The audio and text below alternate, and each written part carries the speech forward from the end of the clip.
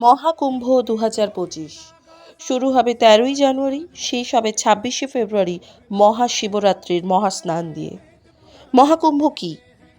মহাকুম্ভ এমন এক কুম্ভ মেলা যে তার কেউ জীবদ্দশায় একবারই সাক্ষী থাকতে পারে।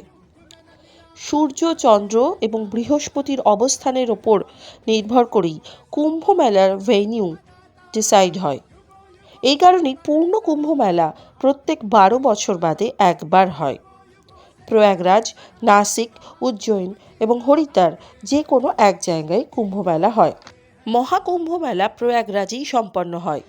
পূর্ণ কুম্ভ যা ১২ বছর পর একবার হয়, তা হয় ৪টি জায়গাতে: প্রয়াগরাজ, হরিদ্বার, নাসিক বা উজ্জয়িনে। অর্ধ কুম্ভ মেলা ৬ বছর পর হরিদ্বার বা প্রয়াগেই হয়। কুম্ভ মেলা প্রতি ৩ বছর অন্তর হয়। এছাড়া মাঘ কুম্ভ মেলা মাঘী পূর্ণিমায় প্রয়াগে হয়। ১২টি কুম্ভ মেলা শেষ হয়ে তবেই ১৪৪ বছর পর এই মহাকুম্ভের যোগ এসেছে। এবার আসা যাক কুম্ভ মেলার পৌরাণিক তত্ত্বে। সমুদ্র মন্থনের সময় শুরু হয় এই মহাকুম্ভ। কুম্ভ অর্থাৎ কলস।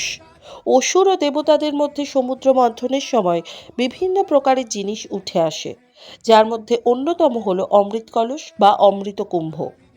অসুরদের হাত থেকে ওই অমৃত কুম্ভ রক্ষা করতে দেবতারা কলস নিয়ে প্রস্থান করে।